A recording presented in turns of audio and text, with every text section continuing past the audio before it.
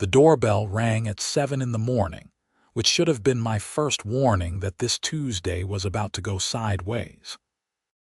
I stumbled to the front door of my house in suburban Phoenix, Arizona, still in my pajama pants and a faded college t-shirt, squinting against the harsh morning sun that was already promising another scorcher. Standing on my porch was a woman I vaguely recognized from the neighborhood, her face pinched into an expression of permanent disapproval, holding a clipboard like it was a weapon. "Daniel Vaughn?" she asked, though she clearly already knew who I was. "That's me," I said, running a hand through my messy hair. "Can I help you?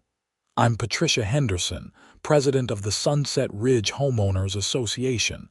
We need to discuss the current state of your front yard landscaping." I glanced past her at my yard. Sure, it wasn't perfect, but it wasn't a disaster either. The grass was maybe a bit longer than some of my neighbors, and there were a few weeds near the driveway, but nothing that would warrant a visit from the HOA president at dawn. "What about it?" I asked, crossing my arms. Patricia's lips thinned even further, which I hadn't thought was possible. According to our bylaws, Section 12, Paragraph 4, all front yard landscaping must be maintained to community standards. Your grass exceeds the maximum allowable height of 3 inches, and there are visible weeds in your flower beds. "I just mowed 10 days ago," I protested. "And those aren't weeds, they're wildflowers I planted on purpose, native species that are drought-resistant." "They're not on the approved plant list," Patricia said, tapping her clipboard. "You have 48 hours to bring your property into compliance or we'll be forced to take corrective action." I felt my jaw tighten. Corrective action? What does that mean? "It means we'll hire a landscaping crew to fix the violations, and you'll be billed for the service, plus administrative fees." She handed me a printed notice from her clipboard. "Have a good day, Mr. Vaughn." She turned and walked back to her white Mercedes SUV before I could respond. I stood there, barefoot on my doorstep, staring at the notice in my hand. The violations listed were absurd. Grass height allegedly at 4 inches, unauthorized plant species, edging not maintained to standard, and decorative rock border not uniformly distributed. The potential fine: up to $500, plus the cost of any remediation work. I went back inside and made coffee, fuming. I'd bought this house 8 months ago, drawn by the good schools in the area and the reasonable price. The HOA had seemed like a minor annoyance at closing, just something that ensured people didn't paint their houses neon colors or park broken-down cars on their lawns. I'd paid my dues on time, followed the rules as far as I knew, and generally kept to myself while I worked from home as a software consultant. My phone rang while I was checking the HOA bylaws on my laptop. It was my neighbor, Greg, calling from next door. "Hey man, I saw the HOA president leaving your place. She hit you up too?" "Yeah," I said. "Apparently my yard is a neighborhood menace." "She's been on a tear lately," Greg said. "Hit up 3 houses on our street last week." "I think she's trying to show she's tough on enforcement before the annual meeting next month. Some people want to vote her out." "Well, she's not touching my yard," I said. "I'm within the rules.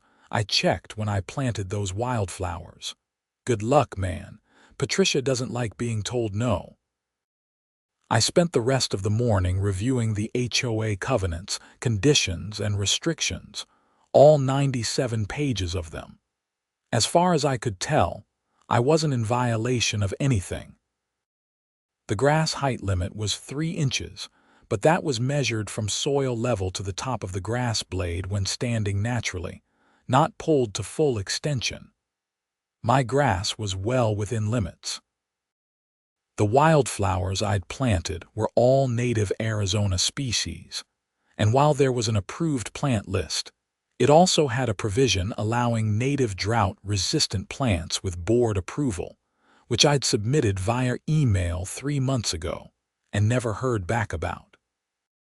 I drafted a response letter, citing the specific sections of the HOA rules that I was following, and sent it via certified mail that afternoon. I also sent a copy to the HOA board's general email address. Then I went back to work, putting the whole annoying incident out of my mind. 2 days later, on Thursday morning, I was on a video call with a client when I heard the unmistakable sound of a lawn mower starting up outside. I glanced out my window and felt my stomach drop. There was a landscaping truck in my driveway, and 3 men in matching green shirts were unloading equipment onto my front lawn. I muted my microphone and opened the window. "Hey, what are you doing?" One of the men looked up. "HOA sent us to do the yard. You're not home, right?" "We can just get it done." "I am home and you don't have permission to be on my property." I unmuted my mic and quickly apologized to my client. "I'm sorry, there's an emergency I have to deal with. Can we reschedule for this afternoon?" As soon as the call ended, I rushed outside. The crew had already started edging my driveway, tearing up the intentional border of decorative rocks and desert plants I'd carefully arranged. One guy was heading toward my wildflower bed with what looked like a weed sprayer. "Stop!" I shouted, running across the lawn. "You need to stop right now." The man with the sprayer paused. "Sir, we were hired by the HOA to maintain this property. We have a work order." "I don't care what you have. This is my property and you're trespassing. I want you to leave immediately." An older man, presumably the crew supervisor, walked over. His name tag read Miguel. He pulled out a tablet and showed me a work order with the HOA letterhead, listing my address and describing various landscaping services to be performed. "Look, sir, we're just doing our job," Miguel said, not unkindly. "We get paid by the HOA to do this work. If you have a problem with it, you need to take it up with them." "I'm taking it up with you because you're on my property without permission," I said, trying to keep my voice level. "I don't care who hired you. I'm the property owner and I'm telling you to leave." Miguel sighed and looked at his crew. "Pack it up, guys," he turned back to me. "But you should know, we're still going to bill the HOA for the service call. We drove out here, started the work. That's minimum 2 hours at our standard rate." "That's between you and the HOA," I said. "I never authorized this." After they left, I immediately called the HOA management company. I got a receptionist who transferred me to someone named Linda, who claimed to be the account manager for Sunset Ridge. "Mr. Vaughn, yes. I see the work order here," Linda said in a bored tone. "You were noticed 48 hours ago about violations. You didn't correct them, so we proceeded with remediation as outlined in your bylaws." I sent a detailed response explaining that I'm not in violation, I said. I sent it certified mail and by email. "I don't show any response in our system," Linda said. I could hear her typing. "And regardless, the board president has the authority to order immediate remediation for egregious violations." Egregious. My grass is a half-inch too long at most, and my wildflowers are native species. "Mr. Vaughn, if you want to dispute the violation, you can request a hearing with the board at their next monthly meeting. That's 3 weeks from now. 3 weeks. You're sending landscapers to my house right now. The work was already ordered. I'll note that you refused service, but you'll still be responsible for the call-out fee since our contractor made the trip." I hung up before I said something I'd regret. My hands were shaking with frustration. I'd dealt with difficult clients before, navigated complex contract negotiations, but this petty tyranny was something else entirely. These people seemed to think that being part of an HOA board gave them the right to override basic property rights. I decided to call my real estate attorney, Mark Santos, who'd handled my home purchase. He listened to my story and made some thoughtful noises. HOAs can be tricky, Mark said. They do have broad powers under Arizona law to enforce their rules, but they also have to follow proper procedures. The fact that they didn't respond to your documented objection before sending a crew could be a problem for them. What are my options? I asked. Well, you can fight it through the HOA's internal process first. Request that hearing, bring your documentation, make your case. If that doesn't work, you could sue, but HOA litigation is expensive and time-consuming.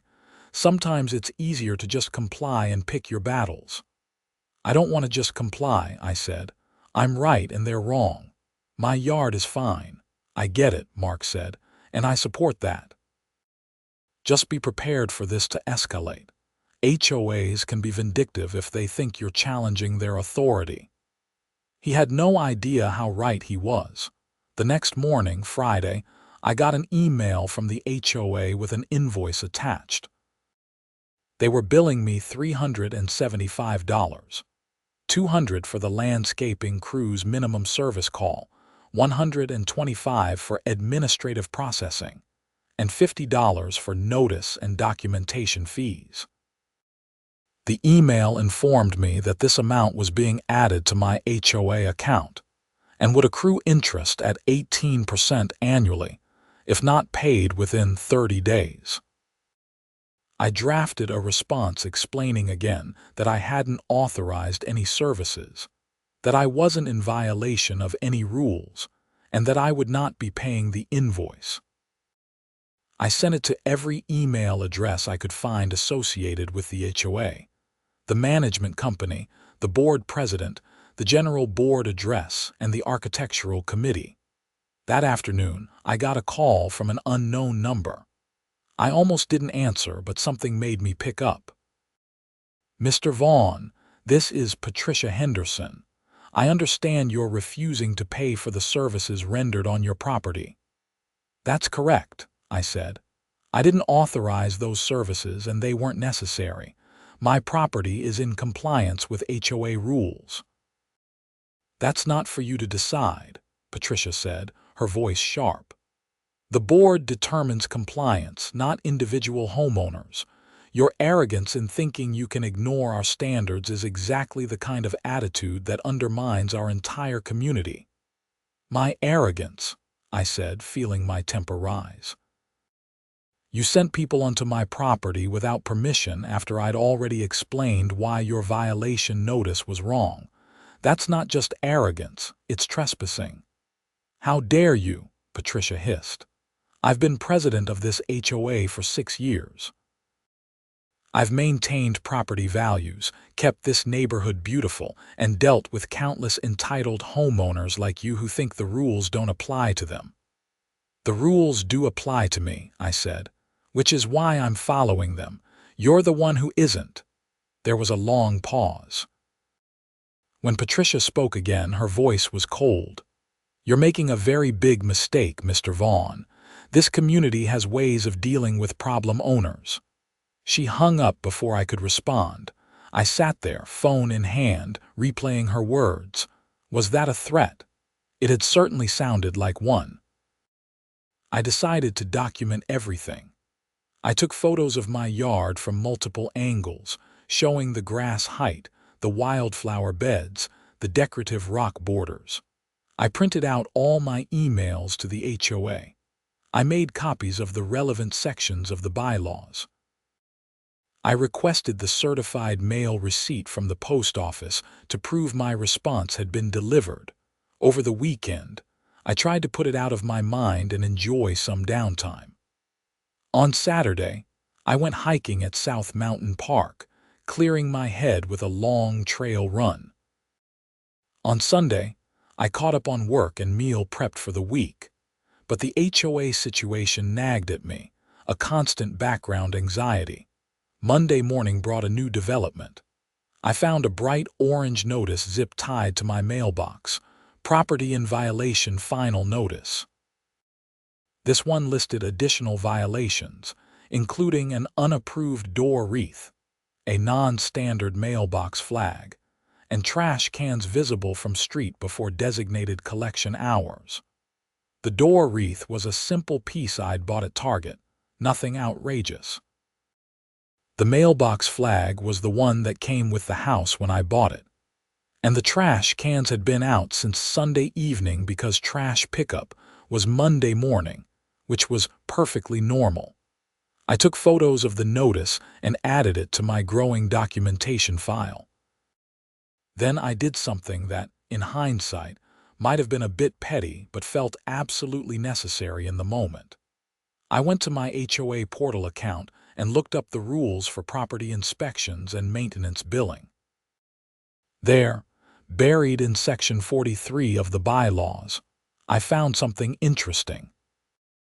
If the HOA or its agents performed work on a property without the owner's explicit authorization, and that work was later deemed unnecessary or inappropriate, the homeowner could submit their own invoice for damages and compensation. The language was vague, probably intended to cover situations where the HOA's contractors damaged someone's sprinklers or broke a fence while doing authorized work. But it didn't specifically limit it to that. I spent Monday afternoon drafting my own invoice. I'm a software consultant, and my standard rate for client work is $150 per hour. I itemized everything: time spent reviewing the HOA's frivolous violations, time spent documenting my compliance, time spent dealing with the trespassing landscaping crew, time spent on phone calls with the management company and HOA president, and time spent photographing and documenting my property. I also included an inconvenience and harassment fee based on the HOA's own administrative charges. When I totaled it up, the invoice came to $2,250. I tripled it, as seemed appropriate given the HOA's own tendency to pad their bills, and added my business letterhead. Final amount: $6,750.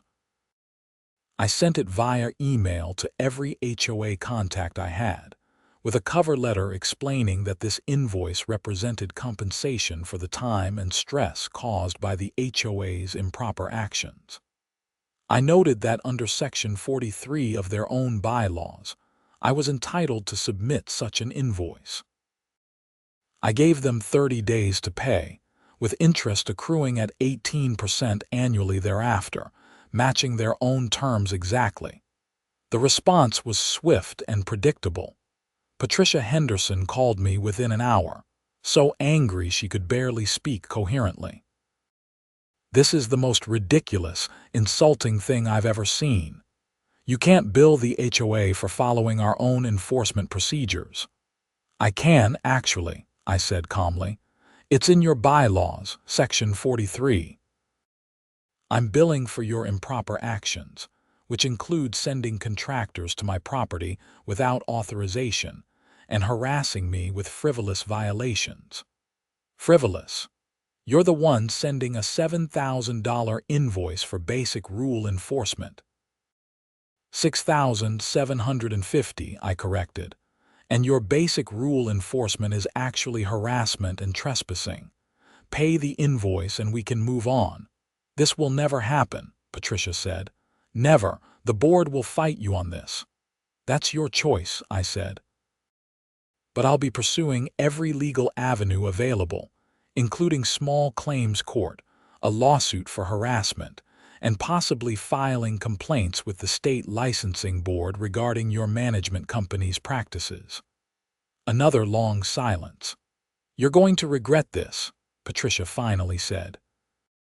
"I don't think I will," I replied and ended the call. That night, I couldn't quite believe what I'd done. Part of me thought I was being absurd, escalating a petty dispute into something much bigger.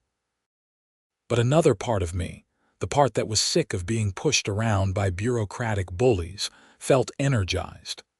I'd spent my whole life being the reasonable one, the one who compromised and found middle ground.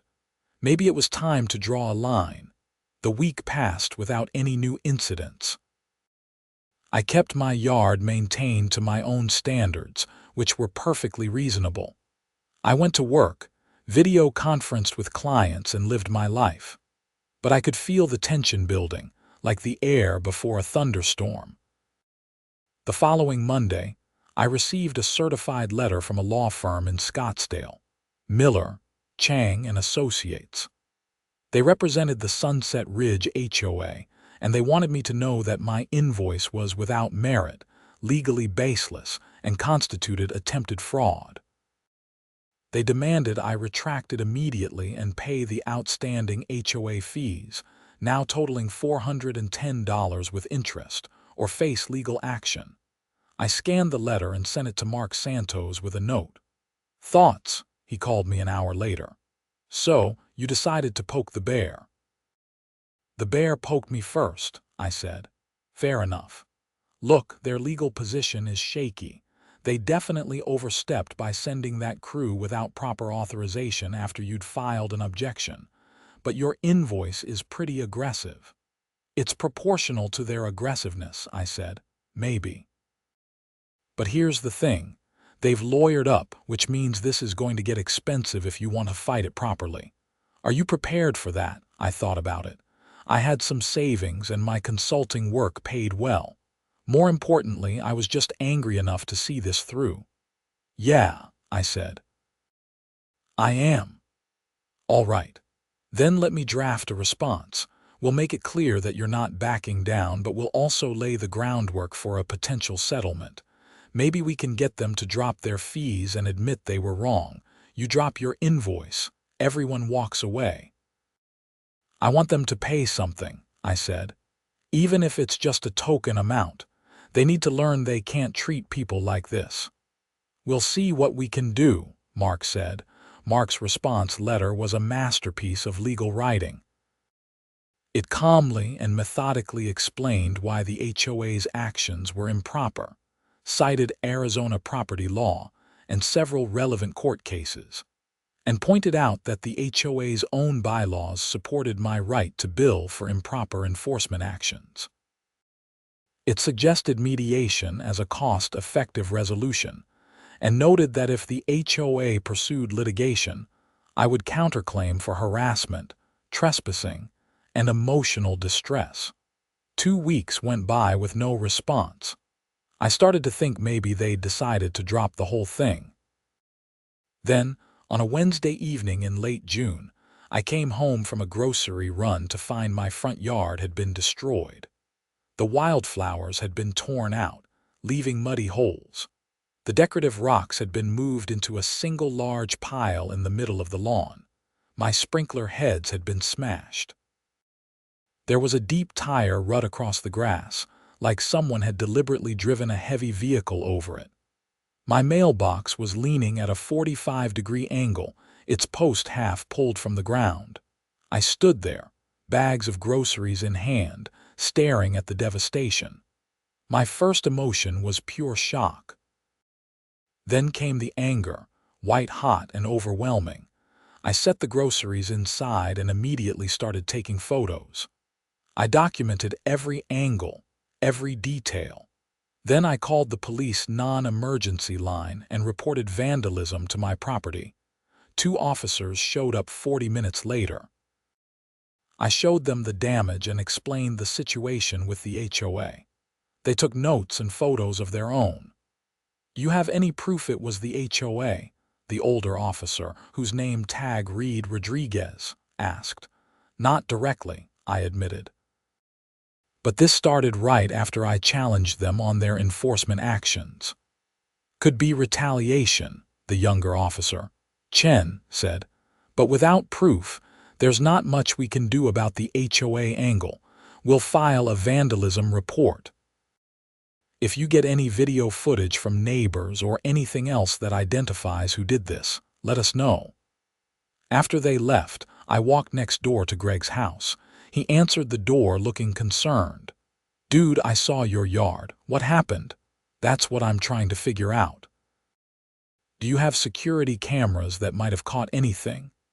Yeah, I've got a Ring doorbell and a camera on the garage. Let me check the footage. We went inside and pulled up his security system on his laptop. The garage camera faced the street and had a partial view of my front yard. We scrubbed through the footage from that afternoon.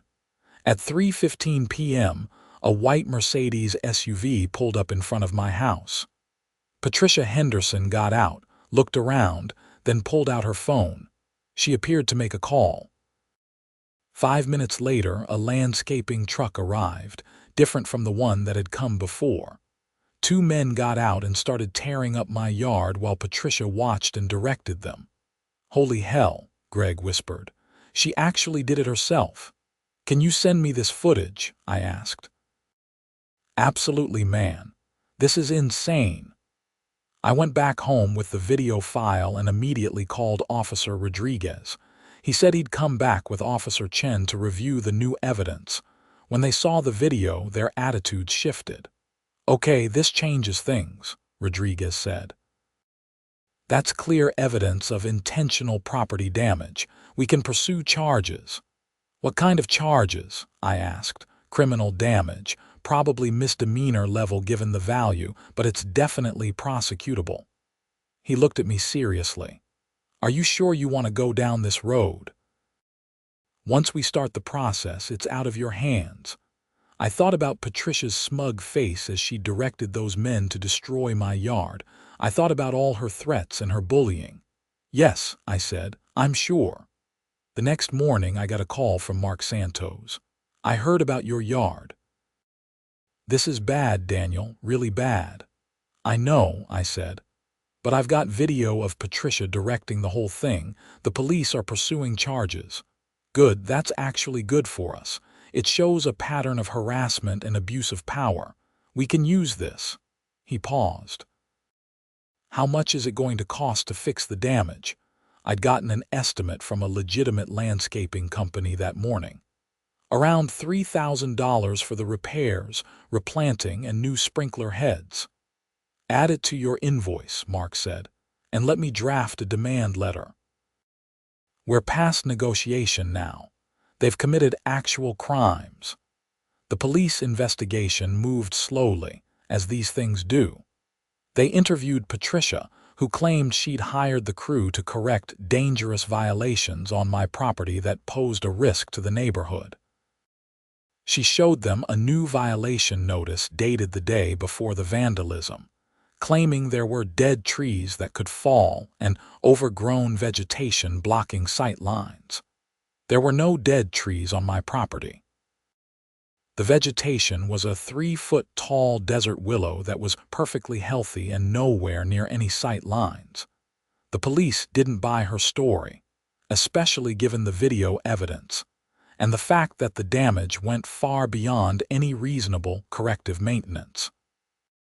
They forwarded the case to the county attorney's office for prosecution.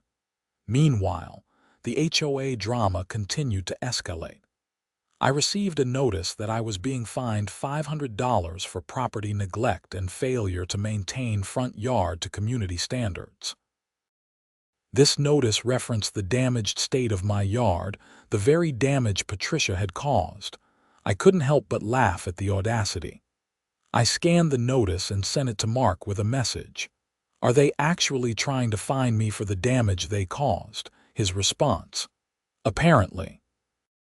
"This is beyond stupid on their part. Keep everything. This all helps us." I decided it was time to go on the offensive in a different way. I created a detailed post on the neighborhood's Facebook group, laying out the entire situation. The initial bogus violations, the trespassing landscaping crew, the escalating harassment, and finally the destruction of my yard with video evidence of Patricia directing the vandalism. I kept it factual, included photos and timelines, and ended by asking if anyone else had experienced similar treatment from the HOA. The response was overwhelming. Within hours, dozens of neighbors commented with their own horror stories. Patricia had apparently been terrorizing the neighborhood for years. There were stories of fines for Christmas decorations left up a day too long, harassment over basketball hoops in driveways, threats over children's chalk drawings on sidewalks. One elderly resident had been fined repeatedly for dandelions in his yard, despite having mobility issues that made yard work difficult. Several neighbors reached out to me privately, offering to testify at the board meeting or in any legal proceedings. A woman named Susan mentioned that she'd been trying to organize opposition to Patricia for the past year, but hadn't had enough support. My situation had finally galvanized people. The HOA board meeting was scheduled for the following Thursday, July 15th. According to the bylaws, any homeowner could attend and speak during the open comment period. I planned to be there, armed with my documentation, my lawyer, and a growing crowd of fed-up neighbors.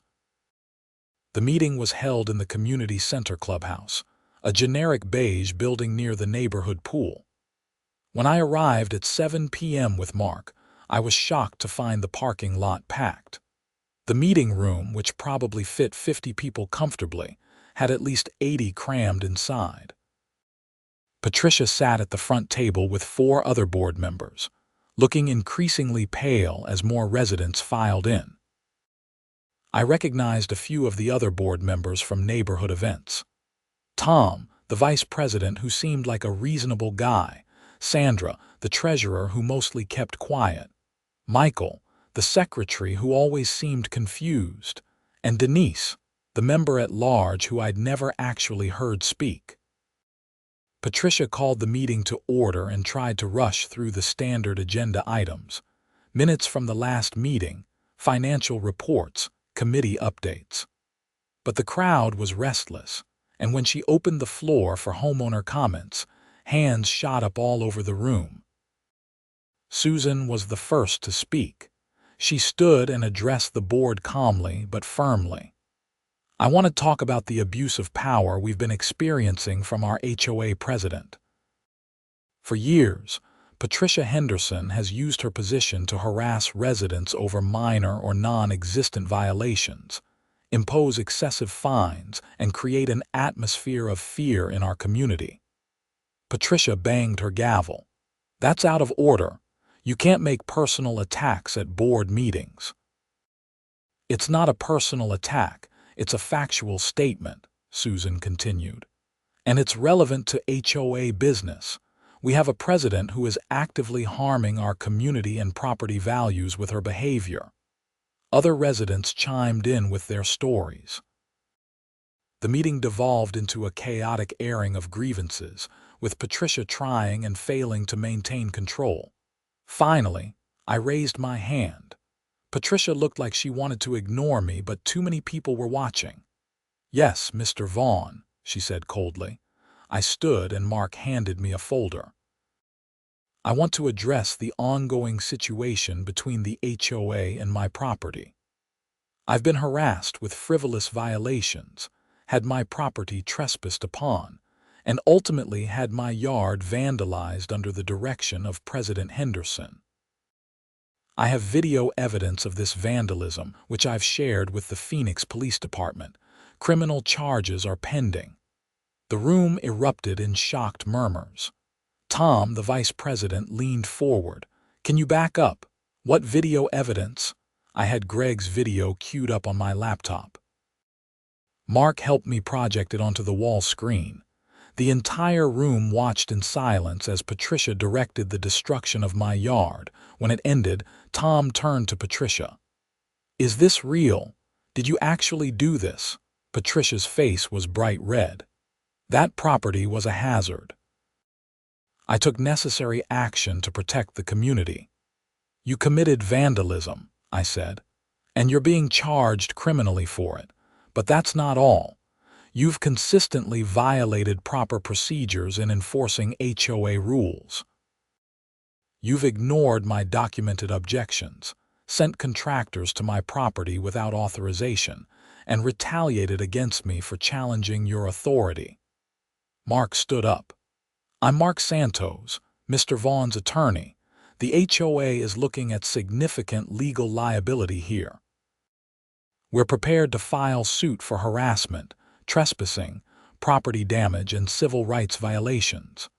The damages will likely exceed 6 figures once we factor in legal fees and punitive damages. The other board members looked horrified. Sandra, the treasurer, spoke up for the first time. 6 figures. We don't have that kind of money in reserves. That would bankrupt the HOA. Then I suggest the board take immediate action to correct this situation, Mark said. Tom called for a recess and the board huddled in a corner, arguing in fierce whispers. Patricia was clearly resistant, gesturing angrily and raising her voice several times.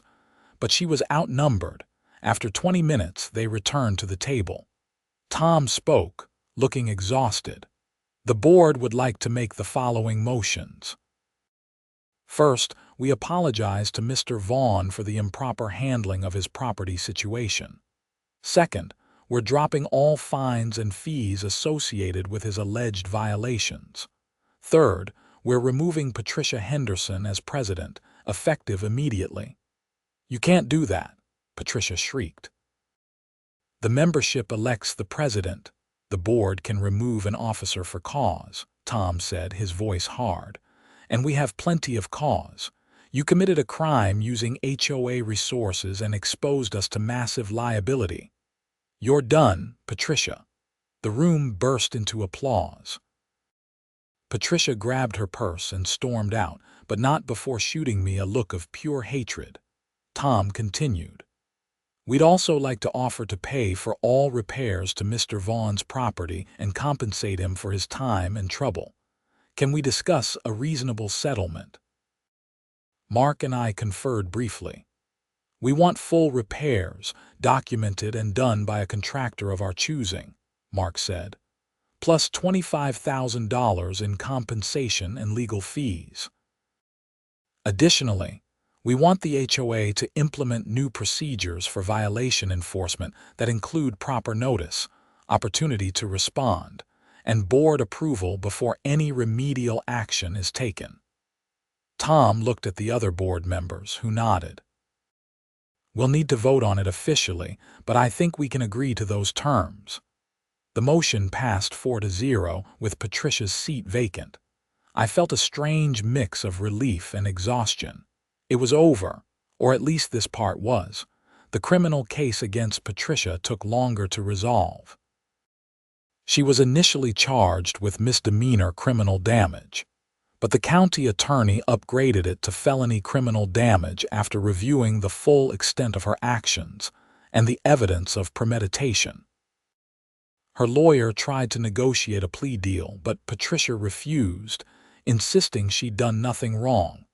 The trial was held in Maricopa County Superior Court that November. I testified about the timeline of events and the harassment I'd experienced. Greg testified about the video footage. The prosecution brought in several other Sunset Ridge residents who testified about Patricia's pattern of abuse of authority. An HOA law expert testified that Patricia's actions went far beyond any reasonable interpretation of HOA enforcement powers. Patricia's defense was essentially that she'd been protecting the community and had every right to take corrective action on properties in violation. Her lawyer tried to paint me as a difficult homeowner who'd refused to follow reasonable rules. But the video evidence was damning, and her own confrontational emails and voicemails didn't help her case. The jury deliberated for 3 hours before returning a guilty verdict on felony criminal damage and misdemeanor trespassing charges.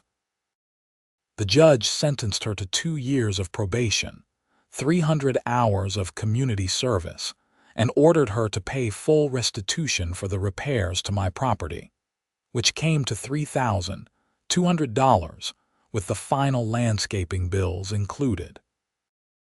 The HOA settlement came through in September. They paid for all the repairs, which were completed by a wonderful local landscaping company that actually listened to what I wanted. My yard looked better than ever, with native plants, proper irrigation, and a beautiful rock garden. The $25,000 check arrived in October, which more than covered Mark's legal fees with enough left over to create a nice emergency fund. More importantly, the HOA implemented real reforms. Tom took over as president and immediately established new enforcement procedures. Now, any violation notice had to be approved by at least 3 board members. Homeowners had 15 days to respond with objections, and no remedial work could be done without an in-person inspection and board vote. They also revised the bylaws to remove a lot of the petty restrictions that Patricia had loved to enforce. The neighborhood Facebook group became a place for actual community building rather than fear and complaints. Susan started organizing social events, and people began to know their neighbors as people rather than potential violators. Property values in Sunset Ridge actually went up over the next year, probably because word spread that we'd cleaned house and become a genuinely nice place to live. I ran into Patricia once, months after everything was settled. I was at the grocery store in Scottsdale, and we turned into the same aisle from opposite ends. She saw me, her face hardened, and she turned her cart around and walked away. I felt a moment of something, not quite pity, but something close. She'd had power, probably for the first time in her life, and she'd abused it so badly that it destroyed her reputation and left her with a criminal record. But mostly, I felt relief that she was no longer in a position to hurt anyone else. The whole experience taught me something important about standing up to bullies. For most of my life, I'd avoided conflict, found compromises, kept the peace. But some situations don't call for compromise. Some situations require you to draw a line and defend it, no matter how uncomfortable or scary that might be.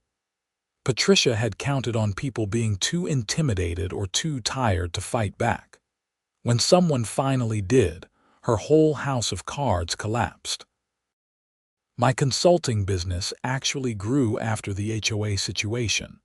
Several neighbors hired me for projects after seeing how I'd handled the conflict, methodically, professionally, and effectively.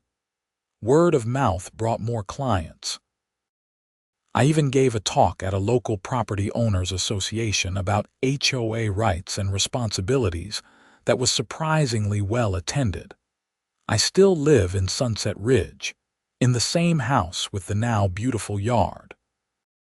The community has become what it should have been all along, a place where people help each other maintain nice properties without petty tyranny or threats. We have standards, but they're reasonable and enforced fairly. On my lawn, the native wildflowers bloom every spring, bringing butterflies and the occasional hummingbird. The grass is kept neatly trimmed to a reasonable height. The decorative rocks border the driveway in an intentionally natural pattern. And nobody, absolutely nobody, tells me it's wrong. Last month, the HOA board asked me to join as a member at large. I declined politely, explaining that I preferred to just be a regular homeowner without the drama. But I did agree to serve on a new architectural committee that reviews requests for property modifications. It's boring work, mostly approving deck additions and new garage doors, but it's satisfying to be part of keeping the community functional without being oppressive. Greg and I still joke about the whole situation sometimes, usually while having a beer in one of our yards after mowing. He calls it the Great HOA War of 2025, which is ridiculous but also kind of fitting. It felt like a war at the time, a grinding battle of wills and paperwork and legal maneuvering. The bill I sent to the HOA for triple rate became legendary in our neighborhood. People still talk about it as a brilliant move, though I'll admit it was partially just me being angry and petty. But it worked, in its way. It showed that I wasn't going to be pushed around and that I understood their game well enough to play it back at them. The real win wasn't the money, though that was nice. The real win was reclaiming the idea that your home is your castle, that you have rights that can't just be steamrolled by officious bureaucrats with clipboards and bad attitudes. It was proving that documentation and persistence could overcome institutional bullying. It was the reform that followed, making life better for everyone in the community. Sometimes, I think about other people dealing with similar situations with their HOAs or condo associations or landlords or any other petty tyrants who make people's lives miserable. I hope they know they can fight back. It's hard and it's stressful, and you have to be prepared to see it through. But it's possible to win against bullies if you're methodical, if you document everything, if you know your rights, and if you're willing to stand your ground. My favorite moment from the whole ordeal was actually at that board meeting, when the video played, and you could see the realization dawning on everyone's faces that Patricia had gone way too far. There's something powerful about the truth being undeniable, about evidence that can't be spun or reinterpreted. In an age where everything feels subjective and people argue about basic facts, having video footage of someone directing the destruction of my property was like having a superweapon. I keep a copy of that invoice I sent framed in my home office now, not because I'm proud of being petty, but as a reminder. A reminder that I stood up for myself.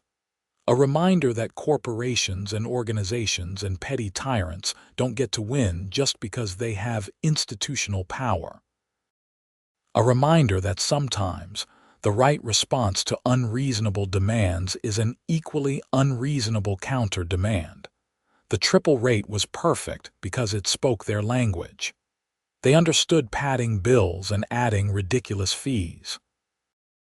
When I did the same thing back to them, they couldn't claim it was unfair without admitting their own practices were unfair. It was poetic justice in invoice form. Life in Sunset Ridge is peaceful now. The HOA dues actually went down slightly this year because we're not constantly paying lawyers to defend against angry homeowners. The quarterly newsletters focus on community events and useful information, rather than violation warnings. The neighborhood looks great because people take pride in their properties rather than doing the bare minimum to avoid fines. I planted more wildflowers this spring, expanding the beds along my front walkway. They're thriving in the Arizona heat, providing color and life with minimal water. Several neighbors have asked me about them and planted their own native gardens. It's become a little trend in our section of the neighborhood, these oases of desert plants that work with the environment rather than against it. The new architectural committee approved every single request. Not because we're rubber stamping everything, but because people are proposing reasonable improvements that genuinely enhance their properties and the neighborhood. Without the atmosphere of fear and antagonism that Patricia created, people feel comfortable coming forward with ideas. I saw Tom at the community pool last weekend. He was there with his grandkids, and we chatted while they swam. He thanked me again for forcing the change in leadership, said it had been long overdue but nobody had the documentation or the will to challenge Patricia directly. "You did us all a favor," Tom said, "even if it was painful at the time." "I just wanted to plant some wildflowers," I replied, and we both laughed. That's the absurdity of it, really. This whole drama, the legal bills, the criminal charges, the reformed HOA, all because I wanted to plant native wildflowers in my own yard and someone decided that was unacceptable. It's such a small thing to spark such a large conflict, but that's how these situations work. The conflict is never really about the flowers or the grass height or the mailbox flag. It's about control and power and whether people will submit to unreasonable authority. I chose not to submit, and it cost me time and money and stress. But it also gave me something valuable, the knowledge that I could stand up for myself and win.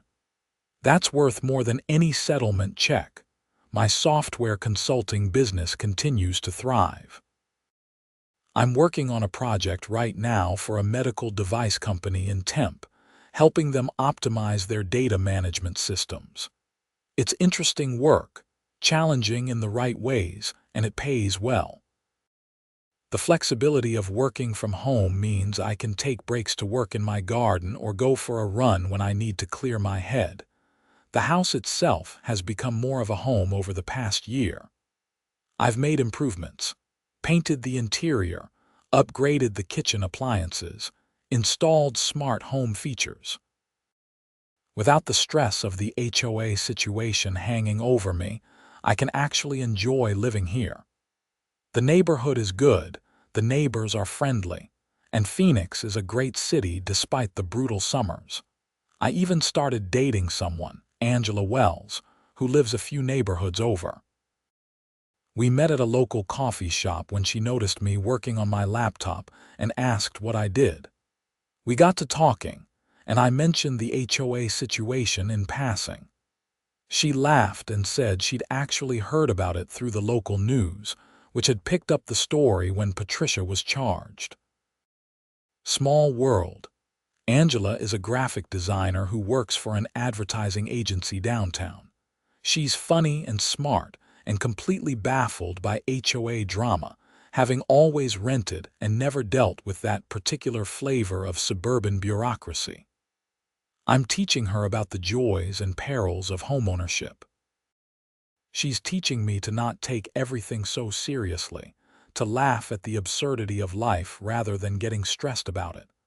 The whole experience changed me in ways I'm still discovering. I'm more confident now, more willing to speak up when something isn't right. I've learned to document everything, trust my instincts, and not back down from bullies. These are skills that translate beyond just HOA disputes into every aspect of life and work. Last week, a client tried to change the terms of our contract midstream, demanding additional work without additional payment. Old me might have grumbled but done the work to keep the peace. New me calmly pointed to the contract, explained what was and wasn't included, and offered a quote for the additional work. The client agreed without argument. Standing firm works, I've learned, as long as you're actually in the right. I sometimes wonder what Patricia is doing now. I heard through the neighborhood gossip network that she moved to a retirement community in Scottsdale, one without an HOA, ironically enough. I hope she learned something from the experience, though I doubt it. People like that rarely change. They just find new contexts where they can try to control others. But that's not my problem anymore. My problem is figuring out whether to plant more desert lavender or brittlebush in the side yard, and that's exactly the kind of problem I want to have. The sunset from my front porch is spectacular tonight, painting the sky in shades of orange and purple and pink. The temperature is finally dropping below 90 degrees as evening settles in. My wildflowers are silhouettes against the fading light, swaying gently in the breeze. This is what I fought for. The right to enjoy my own property in peace, to make choices about my own space, to live without petty tyranny. It was worth every hour of stress, every dollar of legal fees, every moment of anxiety about how it would all turn out. Because in the end, I won not just the battle but the war. The HOA is reformed. The neighborhood is better. My yard is beautiful. And I learned that I'm stronger than I thought, more resilient, more capable of standing up for what's right. The invoice for $6,750 sits framed on my wall, a reminder and a trophy. I didn't get that amount paid, of course. But I got something better: justice, reform, and peace of mind. And really, what more could I ask for? As I sit here on my porch, watching the stars begin to emerge in the darkening sky, I feel genuinely content. My home is my castle, my yard reflects my choices and values, and my community is one of mutual respect rather than fear. It took a battle to get here, but now that I have arrived, I am grateful for every step of the journey, even the difficult ones. Tomorrow, I will wake up in my home in my neighborhood with my beautiful yard full of wildflowers. I will work on projects I enjoy. I will make plans with Angela for the weekend. I will live my life freely, without looking over my shoulder for violation notices or listening for the sound of unauthorized landscaping crews. And if another HOA president ever decides to challenge me, well, I have a template for my invoice ready to go. Triple rate, naturally. But somehow, I don't think that will be necessary. Word has spread about what happens when you push Daniel Vaughn too far. The lesson has been learned. The wildflowers bloom. The grass grows. The sun sets and rises again. And I am home finally and completely in every sense of the word.